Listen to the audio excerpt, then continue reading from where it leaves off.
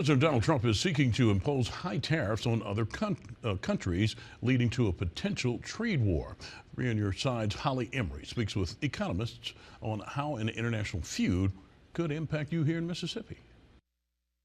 Tariffs signed in Washington. 25% tariffs on all imported items from Canada and Mexico, and 10% on all Chinese products are expected to go into effect in March. The sad thing about these tariffs is they disproportionately hurt the lower middle, and middle class. Those U.S. tariffs have been met with reciprocal tariffs, which could lead to Mississippians seeing a higher price tag. If you are going to be a major industrial economy, you're going to need to produce certain things. And so because other places have tariffs on the United States and because we have higher labor costs than a lot of other countries, costs will tend to be borne by those who use steel as inputs in manufacturing, because all else equal, this will make steel more expensive for those people.